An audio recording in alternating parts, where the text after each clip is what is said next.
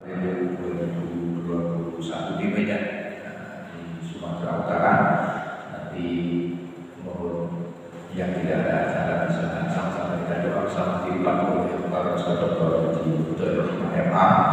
Mudah-mudahan Allah jadi keluarga yang sakinah dan warahmah, dan melalui generasi kita ini yang menjadi tumpuan harapan kita untuk melanjutkan perjuangan Allah yang kita cintai ini, merayakan hidup yang soleh dan solehah, dan insya Allah sebenarnya kita punya investasi yang mengalir, doa anak yang soleh dan solehah. Yang kedua, nanti malam insya Allah ada materi kita akan baca ayat-ayat Al-Quran, takbir tasbih dan takbir, zikir kepada Allah di malam nisfu Sya'ban. Dan malam harinya pukul 3 insya Allah kita akan mulai sekaligus sahur bersama bagi yang ingin bergabung. Nanti tinggal mendaftar Mas Ayub atau Ustaz Perhali, sehingga nanti masaknya supaya tidak terlalu kebanyakan juga tidak kurang, karena kalau dikasih estimasi sisa berapa kelebihannya nanti ada yang berbeda. Tapi mohon nanti mendaftar kalau ada ibu yang ingin bergabung nanti malam. Kita mulai pukul 3, kemudian nanti kita sahur kira-kira pukul 4, subuhnya kan 4 menit ya. Mudah-mudahan nanti jamaah yang ingin bergabung dengan puasa mulai besok bismillah, mudah-mudahan Allah menyehatkan kita dan mudah-mudahan kita melaksanakan apa yang telah disebutkan oleh Rasulullah SAW pada puasa bulan Sya'ban, dan Allah menyampaikan umur kita di bulan suci Ramadan. Amin. Kepada para ustaz atau Fudhul Rahman MA disilakan hormat, dan nanti setelah tutupnya bagian kajian seperti biasa para ustaz diskusi kalau ada pertanyaan kekinian di masyarakat. Jadi pertanyaan tidak mesti yang disampaikan beliau. Mungkin ada persoalan-persoalan di masyarakat yang Bapak Ibu bertanya, tidak apa-apa ditanya. Jadi di pembelajaran modern ini dosen ustaz sebagai fasilitator. Dosen ustaz itu bukan segalanya. Boleh jadi mahasiswanya lebih dulu bacanya, atau ada hal-hal yang belum pernah ditemukan, sehingga dalam pembelajaran itu sangat terbuka dan berkuliah terbuka. Makanya sekarang dosen guru sekarang ini tidak seperti dulu. Dosen sekarang kalau dulu kan dosen guru itu tahu selangkah lebih dulu semalam. Nah, sekarang ini nggak bisa, karena sekarang mahasiswa itu lebih luas juga, rajin membuka informasi yang sekarang sudah terbuka, sehingga tidak ada masalah di lapangan atau di masyarakat. Bapak dan Ibu jamaah termasuk nanti partisipan Zoom bisa langsung bertanya langsung, sehingga kita bisa membantu persoalan di masyarakat. Itulah insya Allah yang kita dapatkan masyarakat yang cerdas, masyarakat madani yang kita dengarkan insya Allah. Terima kasih, selamat mengikuti kajian, semoga bermanfaat bagi yang membutuhkan Zoom maupun di mute dulu supaya tidak feedback. Nanti pada saat yang saya buka jika ingin jawab, dan kajian ini kita rekam di YouTube Ustaz, kemudian bisa kita viralkan Ustaz kembali dan menjadi arsip kita untuk terus kita putar kalau ada hal-hal yang lupa kita tidak dengar atau terlepas ngantuk, sehingga insya Allah bisa diulang lagi. Terima kasih, selamat mengikuti kajian, semoga bermanfaat. Assalamualaikum warahmatullahi wabarakatuh.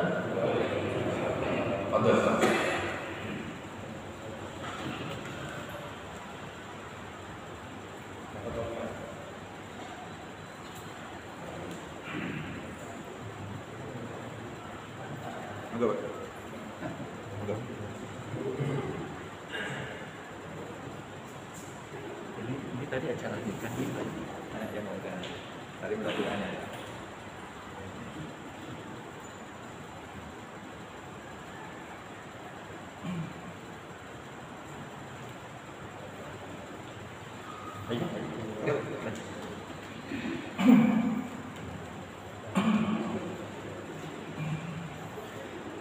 Bismillahirrahmanirrahim. Assalamualaikum warahmatullahi wabarakatuh.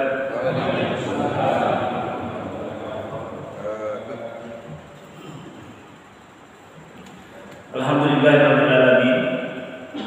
Alhamdulillahilladzi an'ama alaina bil-iman wal islam wa zayyana fi qulubina wa karraha ilaina al-kufra wal fusuqa wal isyan wa ja'alna minar rasyidin. Allahumma salli wa sallim wa barik ala sayyidina Muhammadin wa ala alihi wa ashabihi wa tabi'in wa tabi'in wa man tabi'ahum bi ihsanin ila yaumil. Yang saya muliakan Ketua DKM Masjid Ittihad Muhajirin Allah, Bapak Kiai Haji Guntur Amin, segenap para pengurus, tokoh masyarakat, para alim ulama, asatidz, segenap jamaah salat subuh, Bapak, saudara-saudara, dan pemirsa YouTube serta peserta Zoom yang senantiasa insyaallah dimuliakan rahmat Allah Subhanahu wa taala. Pada subuh hari yang berbahagia ini senantiasa kita untuk menghatur sembahkan puji syukur kita kepada Allah Subhanahu wa taala. Oleh sebab karunia nikmat yang begitu banyak kita bisa rasakan. Hari ini kita sama-sama hadir di tempat ini menunjukkan kasih sayang Allah Subhanahu wa taala begitu tinggi kepada kita. Ada semangat, ada motivasi, ringan langkah pikiran kita untuk mensujudkan diri kita di hadapan Allah Subhanahu wa taala. Ini satu kesyukuran.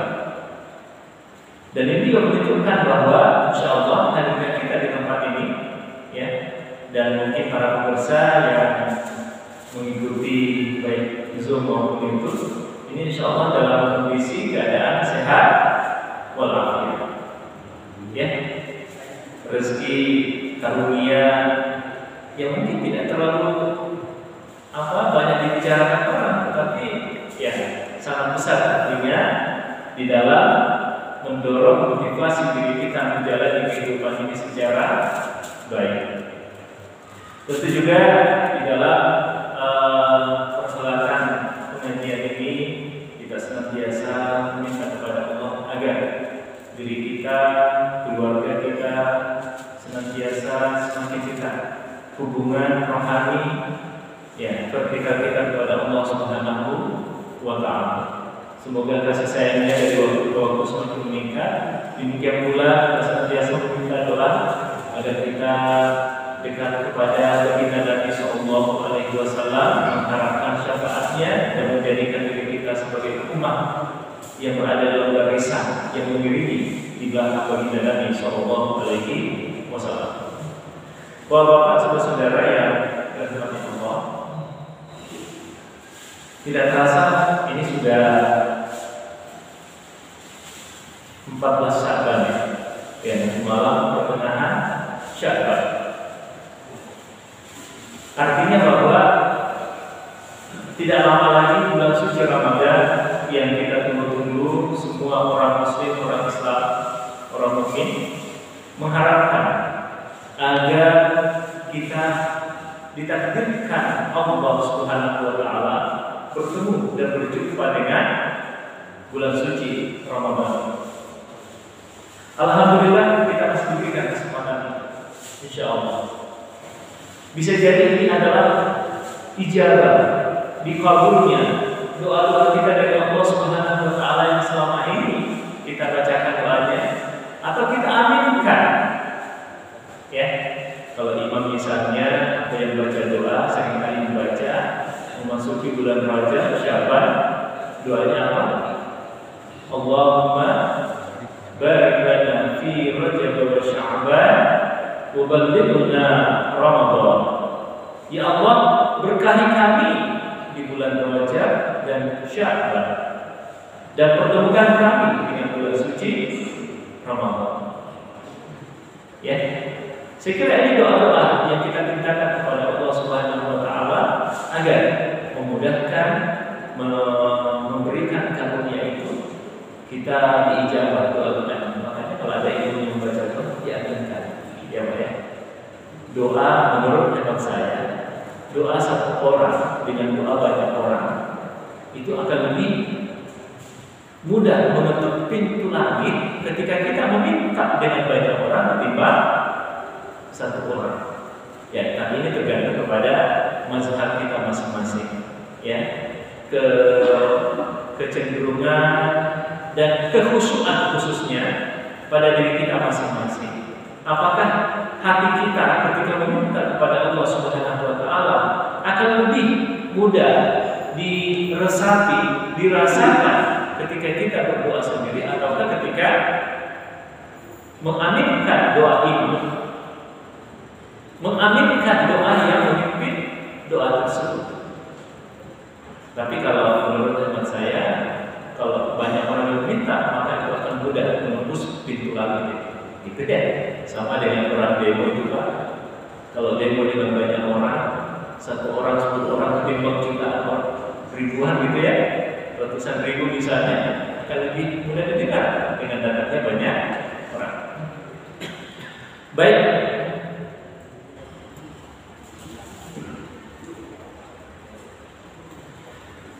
Nisfu Sya'ban. Dalam satu riwayat ya, dari dialog baginda Nabi Sallallahu Alaihi Wasallam dan Usamah bin Zaid, ya. Dalam dialog tersebut Usamah bin Zaid bertanya kepada baginda Nabi, saya melihat wahai Nabi sangat banyak berpuasa di bulan Sya'ban, sehingga seolah-olah engkau ketika berpuasa, engkau seakan-akan tidak berpuasa, tetapi berpuasa terus. Dan itu ada di bulan Sya'ban. Apa kata baginda Nabi? Ya Usama, bulan Sya'ban ini adalah bulan yang banyak dilupakan oleh orang, banyak diabaikan oleh orang. Padahal di bulan Sya'ban ini sangat banyak memiliki kemuliaan, keutamaan. Di antaranya adalah bulan di mana amalan orang yang beribadah kepada Allah Subhanahu wa taala itu diangkat, dilaporkan oleh malaikat. Malaikat mencatat kebaikan itu ya. Itu melaporkan sekian banyak amalan kita kepada Allah Subhanahu wa taala di bulan Sya'ban. Khususnya di bulan. Ada juga yang dibuat dan ya. Tetapi rekapitulasi amalan itu adalah dilaporkan di bulan Sya'ban. Saya ingin katakan agar saat amalan tersebut dilaporkan kepada Allah Subhanahu wa taala, saya dalam keadaan berpuasa.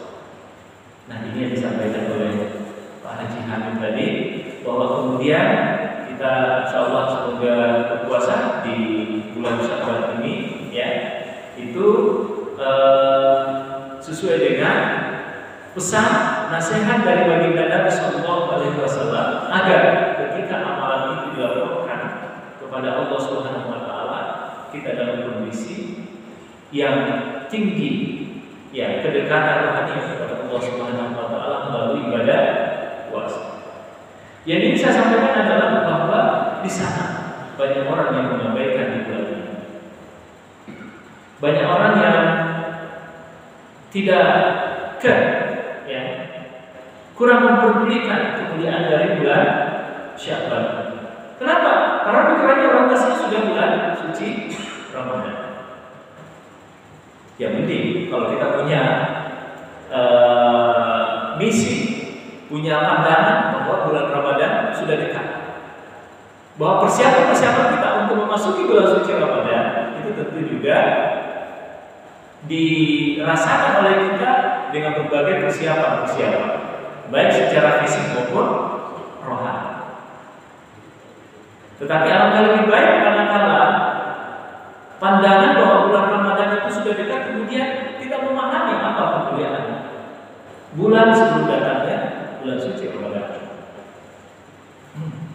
Dalam kitab Lataiful Ma'arif, ya, di sana disebutkan bahwa raja, ya, menganalogikan. Ini kan tadi berasal dari doa-doa itu, Raja, Sya'ban dan Ramadan. Ya, bulan 7, 8, 9. Ini kemudian digambarkan di dalam buku tersebut bahwa Syahrul Rajab, ya, Syahrul Zar'i wa Syahrul Sya'ban Syahrul Suqiyul Zar'i wa Syahrul Ramadan Hasadul Zar'i. Bahwa Rajab itu adalah bulan untuk menanam tanaman tumbuhan. Bulan Sya'ban adalah bulan untuk menyiraminya. Jadi merawat tanaman tumbuhan butuh waktu. Nah, analogi dari kedekatan rohani, kualitas nilai ibadah, kebaikan-kebaikan yang kita harapkan ke depan. Ya, ini dianalogikan di dalam Rajab, Sya'ban dan Ramadan. Kalau bulan Sya'ban itu bulan untuk memelihara, bulan untuk menyiram tanaman, maka di bulan Ramadan adalah bulan untuk memetik hasilnya. Bapak-bapak, saudara-saudara yang dirahmati Allah, di dalam kitab Maza fi Sya'ban oleh seorang ulama besar yang hidup di negeri Hijaz, kota Mekah, Sayyid Muhammad Al-Maliki. Dalam kitabnya ini mencoba untuk, ya, menyebutkan beberapa kemuliaan bulan Sya'ban, khususnya di nisfu Sya'ban. Ya, mungkin ini sudah bisa jadi berulang penyampaiannya. Kalau berulang, ini mungkin bisa jadi menambah, ya, menguatkan. Kalaupun ini belum disampaikan, nah, bisa jadi ini sesuatu yang baru. Tapi insya Allah bahwa kita di sini yang aktif pengajiannya ini adalah bagian dari pelajaran yang seringkali kita dapatkan. Jadi sifatnya memang pengajian itu berulang-ulang.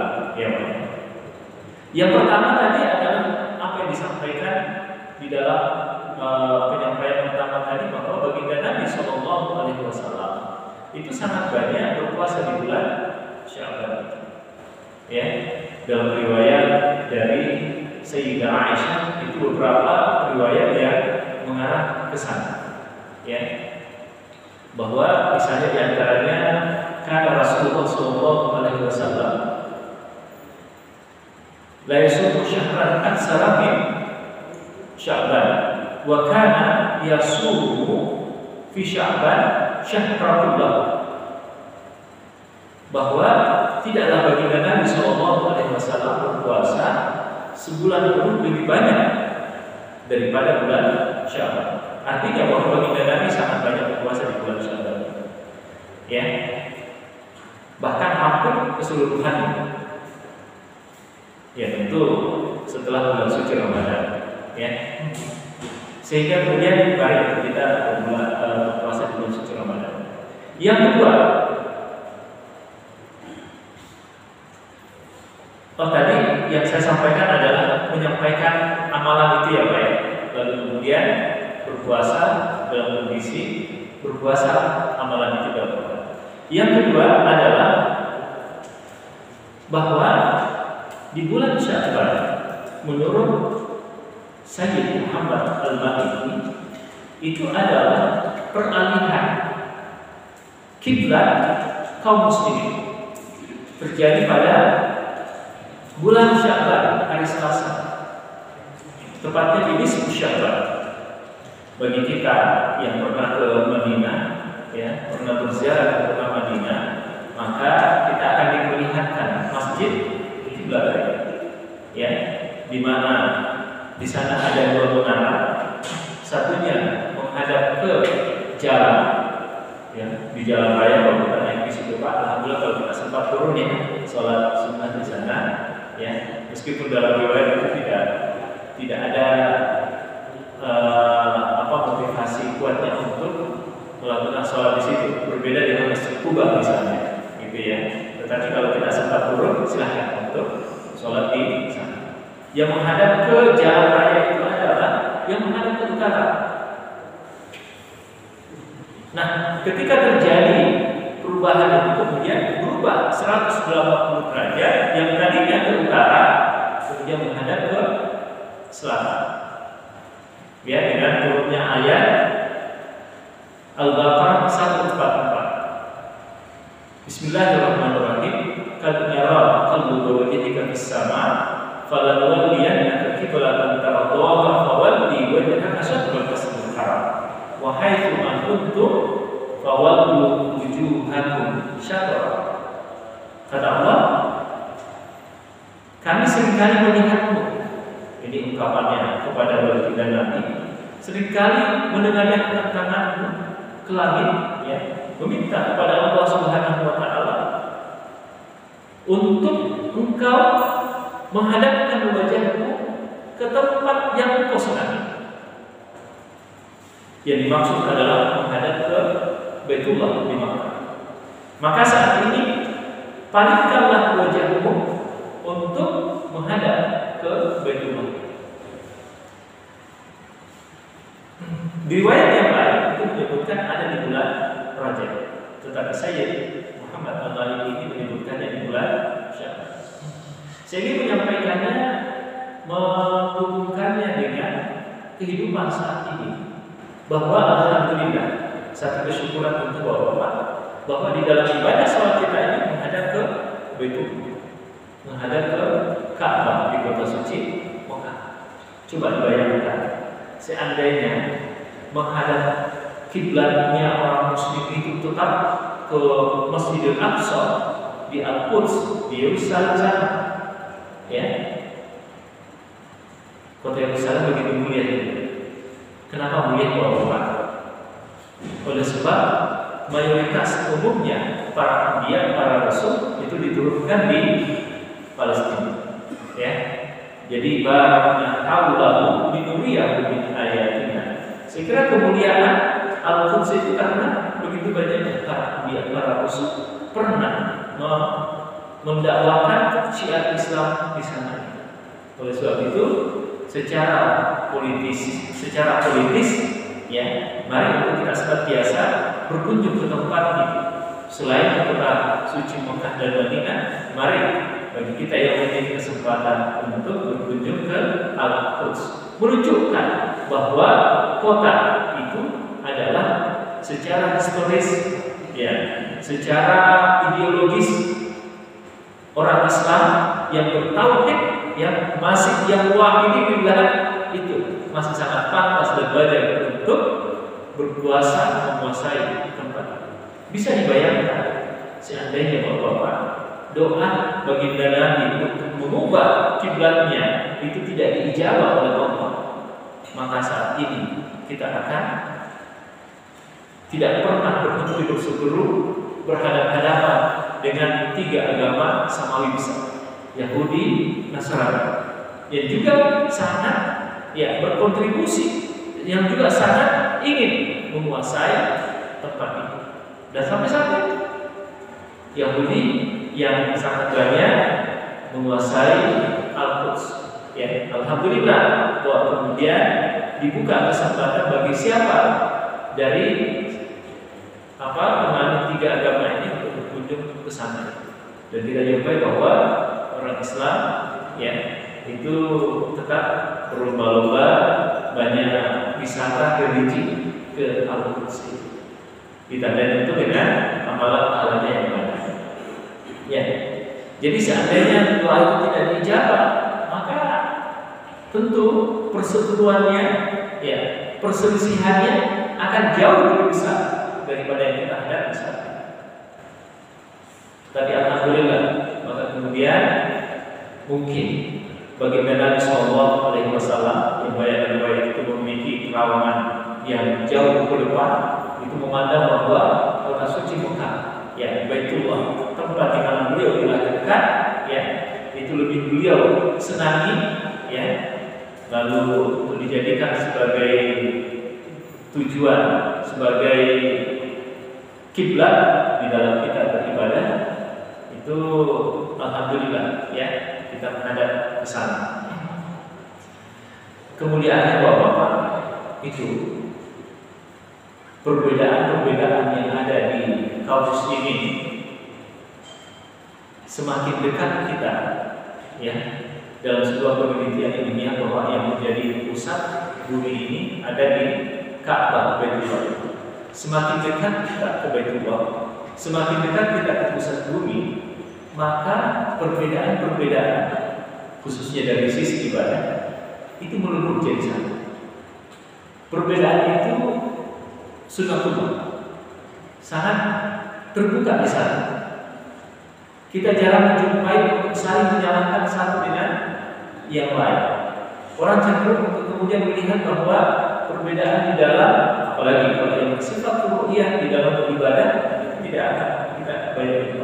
Tetapi semakin jauh dari pusat ibadah ini, ya, perbedaan itu semakin mudah kita jumpai dan cenderung untuk berseteru. Tetapi semakin dekat kita di sana, buat bapak-bapak, saudara yang pernah di sana, itu kita menyatu di dalam satu kesatuan yang penting rukun, syaratnya ya satu begitu. Tetapi hal-hal yang berbau ruhiyah, cabang, nah, kita akan toleransinya tinggi ketika berada di sana.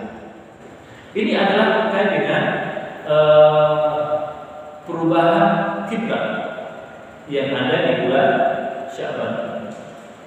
Ya.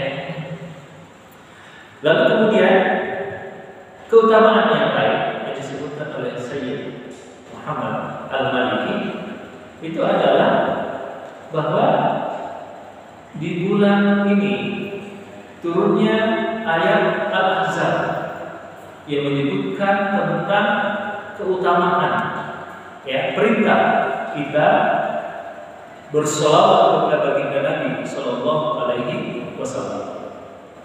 Doa yang seringkali dibacakan oleh dai Muballigh, Innallaha apa Bapak Ibu? Wa malaikatahu yusholluna 'alan nabi. Ya ayyuhalladzina amanu shallu 'alaihi wa sallimu taslima. Ya. Sesungguhnya Allah dan malaikatnya bersolawat kepada baginda Nabi Sallallahu Alaihi Wasallam. Wahai orang-orang yang beriman, bersolawat kalian kepada Nabi. Yang menarik dalam ayat ini, Bapak-bapak, bahwa pencipta alam semesta, Allah Subhanahu Wa Taala, itu juga menegaskan bahwa seringkali dan selalu bersolawat kepada baginda Nabi. Pertanyaannya, ada tidak makhluk di dunia ini selain baginda Nabi yang dimuliakan seperti dalam ayat ini?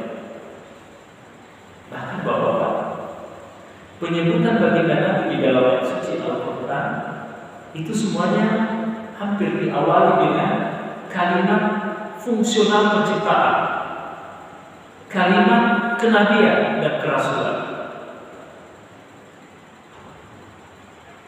Ya, yang diawali dengan ayuhan Nabi. Tetapi kalau penyebutannya kepada para nabi, para rasul yang lain, itu tidak ada yang mengawali dengan kata nabi, kata rasul. Langsung menyebutkan dengan namanya. Tetapi kepada baginda Nabi Sallallahu Alaihi Wasallam itu diawali dengan kalimat nabi atau rasul. Kecuali ada di dalam satu dua ayat yang menyebutkan nabi. Tetapi kemudian di dalam penjelasannya itu menyebutkan tentang fungsional peran. Misalnya Muhammad Rasulullah syidda wal kufar ruhama bainahum. Kata-kata Muhammad, tetapi setelah itu disebutkan bahwa Muhammad itu adalah sebagai rasul. Ini satu kemuliaan. Oleh sebab itu kemudian ketika Allah Subhanahu Wa Taala juga ikut memberi dan bersolawat kepada baginda Nabi, itu adalah dalam rangka untuk apa makna? Apa makna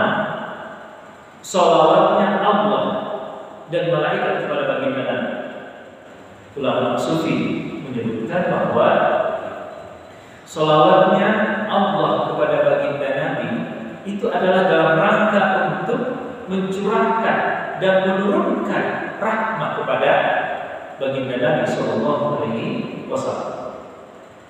Sekali lagi, sholawatnya Allah kepada baginda Nabi adalah dalam rangka untuk mencurahkan dan menurunkan, mengkaruniakan kepada beliau rahmat.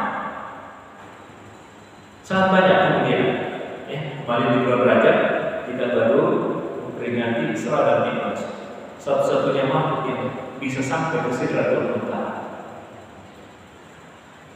Jadi rahmat Allah yang begitu besar, yang karunia-Nya tidak bertepi, tidak berujung, ya, itu kemudian dikaruniakan kepada baginda Nabi Sallallahu Alaihi Wasallam, yang karunia itu tidak pernah diberikan kepada makhluk yang lain, malaikat sekalipun. Sementara sholawatnya malaikat kepada baginda Nabi itu adalah dalam rangka untuk meminta kepada Allah rahmat itu turun kepadanya. Sekali lagi, makna dibalik sholawatnya malaikat kepada baginda Nabi adalah untuk mengharapkan rahmat itu turun dari Allah Subhanahu wa taala kepadanya dengan wasilah melalui bersalawat kepada baginda Nabi. Jadi malaikat itu bahwa salah satu cara mendapatkan kemuliaan dari Allah dengan cara bersalawat kepada baginda Nabi. Oleh sebab itu, wahai umatnya, wahai orang-orang yang muslim, orang yang beriman, bersalawat kalian kepada Nabi. Tujuannya apa? Sama dengan malaikat itu, agar kita mendapatkan, meminta, memohon kepada Allah Subhanahu wa taala rahmat itu turun kepada kita. Ini Bapak, bersalawat kepada baginda Nabi Sallallahu Alaihi Wasallam menjadikan diri kita menjadi orang-orang yang dekat secara rohani kepada Allah Subhanahu wa taala, tentu kepada baginda Nabi Sallallahu Alaihi Wasallam. Dalam satu riwayat menyebutkan, ya, man ahabba habiballah sara habibullah. Siapa yang mencintai kekasih Allah, maka jadilah dia kekasihnya. Jadi kalau kita mencintai baginda Nabi, kita cinta kepada baginda Nabi Sallallahu Alaihi Wasallam, maka kita otomatis sudah menjadi kekasih Allah Subhanahu wa taala. Bapak-bapak, saudara-saudara yang dirahmati Allah Subhanahu wa taala.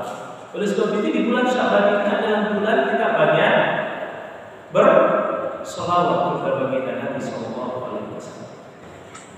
Dan memang dalam riwayat yang lain menyebutkan bahwa Syahrul Rajab Syahrullah wa Sya'ban Syahri wa Ramadan Syahrul Umati. Ya, bahwa Rajab itu bulannya Allah, Sya'ban bulannya bulan kata baginda Nabi, dan Ramadan adalah bulannya umat.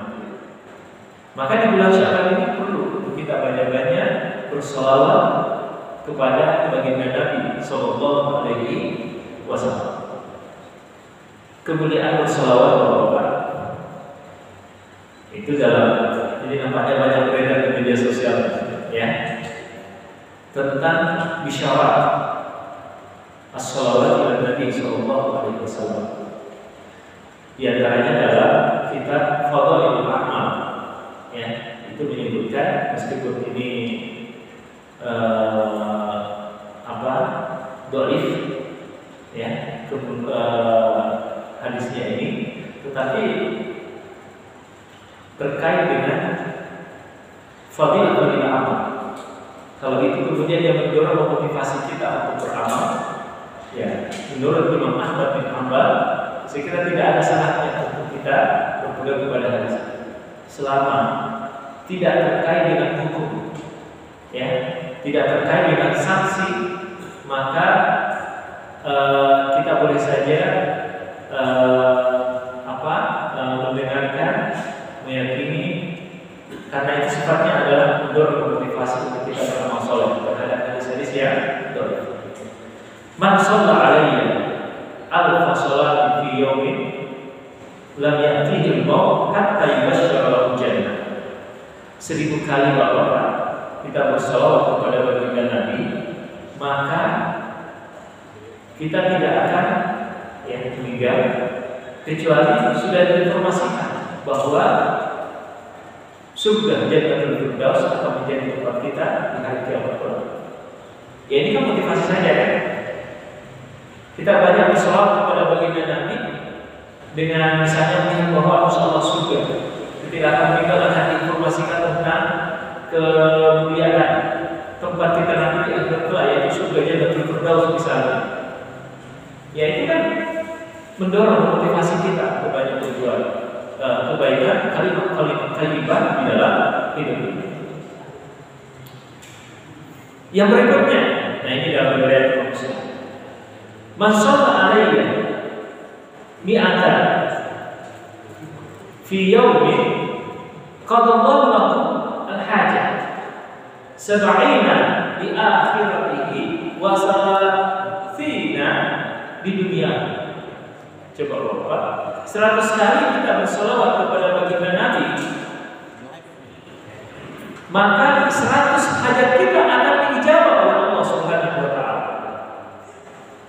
70 untuk urusan akhirat dan 30 urusan dunianya kita.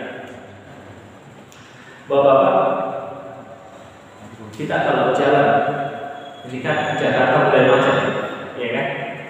Di mana Covid mulai sudah terbiasa dengan kita, gitu, ya.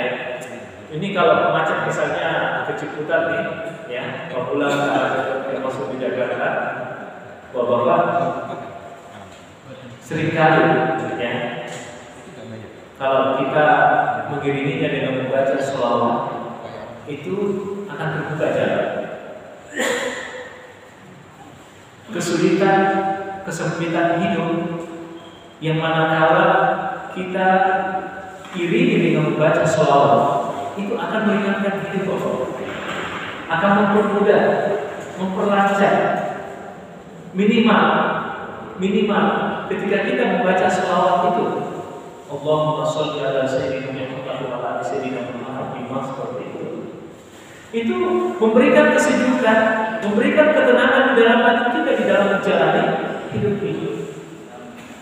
Oleh sebab itu kesulitan, kesusahan hidup apapun yang kita jumpai di dalam hidup ini, manakala diiringi dengan membaca sholawat, paling tidak Allah mencurahkan ketenangan dan kesejukan hati. Di dalam keluarga Bapak ada masalah dengan pasangan, ada masalah himpitan kehidupan, banyak-banyak bersolawat. Insya Allah di bersolawat itu akan mempermudah hidup, meringankan kita di dalam memandang kehidupan ini. Justru kemudian hati yang tenang, sejuk, menstabilkan diri kita. Saya kira ini menjadi kunci utama di dalam kita menyelesaikan persoalan-persoalan kehidupan. Tapi kalau kegusaran, kegundahan, kegalauan yang ada, ya biasanya persoalan itu makin rumit, makin susah. Ya kan ya Pak ya? Banyaklah bersolawat.